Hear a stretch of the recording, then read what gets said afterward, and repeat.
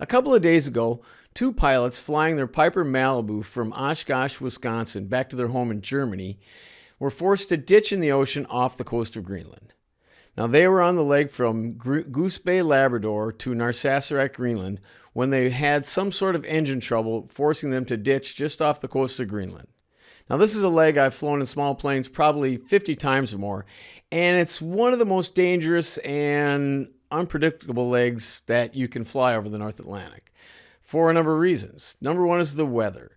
It's really unpredictable there. High headwinds, icing, and low clouds can pop up out of nowhere and really ruin your day. Number two is the distance. I mean, it's 800 miles from Goose to Narsarsuaq, and that's really pushing the limits of a small, untanked airplane. And number three is the decided lack of Coast Guard or helicopter rescue services in the area. Now, there used to be helicopters stationed at Narsarsuaq, but they were moved out years ago up to Nook, a few hundred miles north of that. And so these days, if you go down off the coast of Narsarsuaq there, you're on your own. You're going to be in the raft for a very long time until someone can come and get you. Unless you're super lucky, like these guys were. Because these guys had the good fortune to have their emergency happen within gliding distance of the Danish frigate Triton. And not only were they in gliding distance of the Triton, the Danish Air Force Challenger jet, a Danish Air Force Challenger jet, was in the area conducting operations with the Triton, and was able to hook up with them and shoot video of the whole thing just before they went in, and then after they ditched in the ocean, and they got the whole thing on video, which is really good planning on their part. So let's take a look at the video. I can see here when the Challenger jet hooks up with them that the Malibu's engine is completely stopped. The engine isn't even windmilling anymore. It's just fixed, and they're gliding in to set up for their ditching. Now, we don't know why they ditched at this point. Engine malfunction can mean a lot of things. Seeing that the propeller isn't windmilling anymore maybe leads you to believe that they had an actual problem with the engine, like the crankshaft broke or a piston let go or something like that. Maybe they had an oil leak, although I'm not seeing any oil on the upper cowling or windshield, but it might be on the bottom. We really can't tell what's on the bottom of it. Looks like the Challenger jet here is off the course to Greenland, but then they hook them up again. Apparently they missed the ditching. They missed the money shot, which is a bummer. But, you can't fault the Challenger crew, because trying to fly formation with a dead stick Malibu is probably pretty tough. But here you see that the guys are already in their raft. The Malibu's there floating. The guys are sitting there waving and be really happy to be rescued. Now, these guys picked an awesome day to ditch an airplane. I mean, that water is almost smooth as glass. There's almost no waves at all. Perfect ditching conditions, and super lucky. So they're in their raft. They got their survival suits on, waving at the camera. These guys, looks like they did a good job ditching, kept the wheels up. And it wasn't long. I think they were only in the raft for under 30 minutes before the Triton sent a inflatable to come and get them.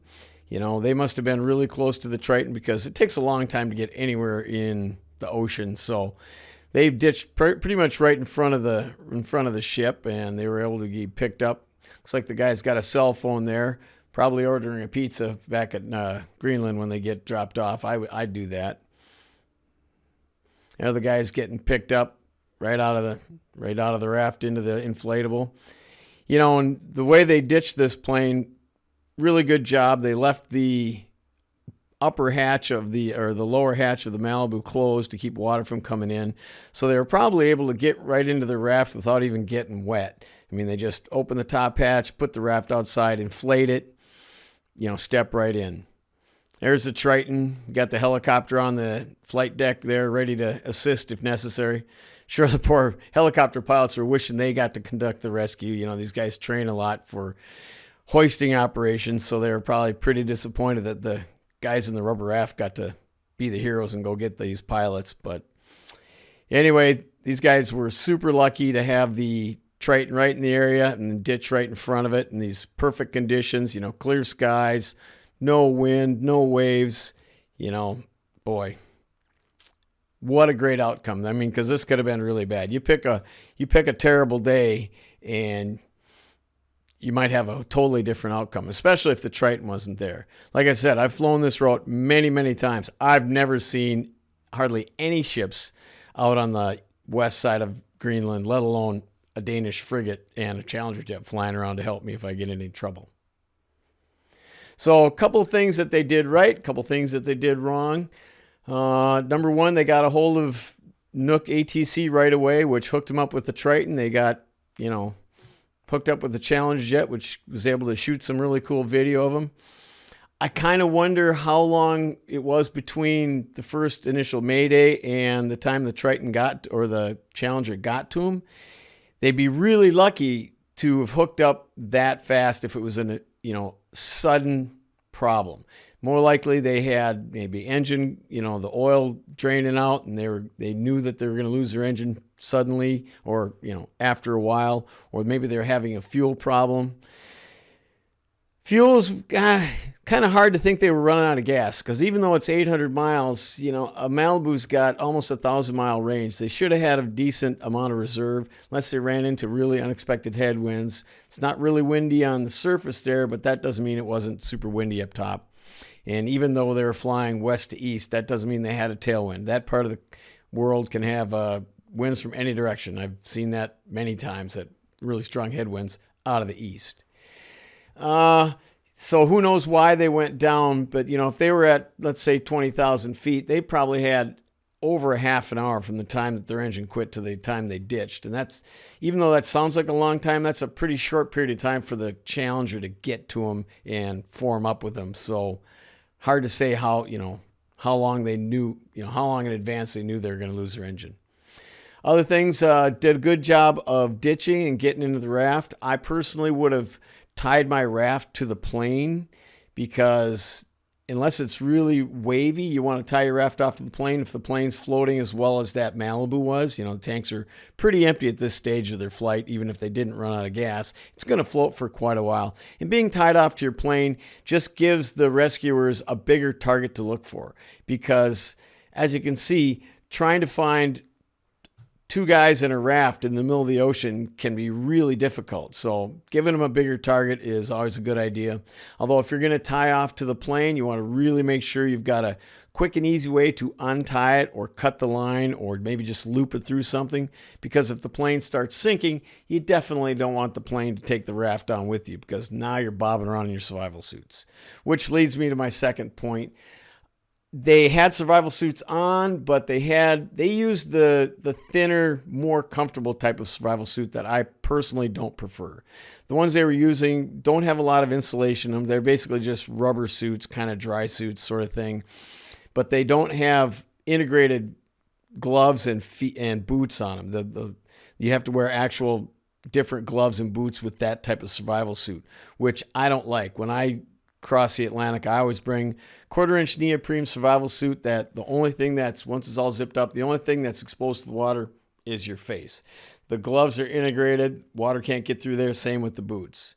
And I learned this really well when I went through the Icelandic ocean survival course. I've actually been through it twice, and they actually put us in the ocean in the wintertime in survival suits. And the ones they had us using had the detachable gloves. And let me tell you, even though I had neoprene gloves on, as soon as I got in the water got into my gloves and my hands were immediately numb. So I like my hands to stay dry. You can't fly with them like that very well. They're basically big oven mitts. They're very awkward, so you have to have it around your waist until you have the problem. Then you got to put it on. Can't run the radios with the big oven mitts on. You can fly the plane, but you really can't zip them up completely until you're all done. You can hit the push to talk, but you can't switch frequencies or do a lot of other fine things. So each one, I guess, has its own advantages and disadvantages. Now, the other thing I'd like to talk about is the route they took. Now, there's two ways to cross the North Atlantic if you don't have tanks on you, well, even if you do have tanks. And that's the northern route and the southern route. The northern route goes from Goose Bay up to Iqaluit, from Iqaluit over to Sandreström, across the ice cap to Kulusuk, and then to Reykjavik. And the southern route goes from Goose Bay straight to Narsarsuaq, straight to Reykjavik. Now, There's advantages and disadvantages to both of them. The northern route's a little bit safer. The distances over water are a lot less. From Iqaluit to Sonderstrom is only 555 miles, and only that is 295 miles of open ocean. Now, the southern route, Gooseton or Sassenach, is 773 nautical or miles, 671 nautical, and 573 miles of open ocean. So the route that they took, Goose Bay to Sassenach, is a lot longer and a lot more open ocean. So if they had taken the northern route, they would have actually made it with probably 100 miles or so to spare. But the disadvantage is going up to the Iqaluit and across that northern route, it's a lot further. It's a lot further out of your way. It costs you a lot of time. It costs you a lot of extra money. And the advantage of going down to Sassenach, not only does it save time and money, you get to see the beautiful southern tip of Greenland, which is one of the most beautiful places in the world I've ever flown. I mean, where the ice cap, meets the ocean, you can see the ice cap flowing off Greenland into hundreds of glaciers, which break off into millions of icebergs, and it's just spectacular. It's literally one of the most beautiful places I've ever flown in the entire world. So if you can make that, you should definitely do that. If the weather's good, got to go to Sassenach. But it's also a scary airport. It's one of the top 10 most dangerous airports in the world because there's no diverts. Nuuk is a few hundred miles away. If you're running low on gas, it's tough to get up to Nuuk, and there's nowhere else to go. And it's also located in this big valley, so they close the airport down with little warning if clouds come off the ocean from the west. And it's kind of a no-go around approach. Once you're on approach, you really kind of have to land the plane because it's down in this valley, got mountains on two sides and the ice cap in front of you. So it's a no-joke airport, but really beautiful. But I bet that at this point, these guys are really wishing they would have picked the northern route. Anyway, that's all I've got for now. Let's hope we hear more from these guys and find out exactly what happened with their engine. Why did it stop? Just for our curiosity. But, at this point, all's well that ends well. Okay, well, that's all I got for now. And don't forget to keep your speed up.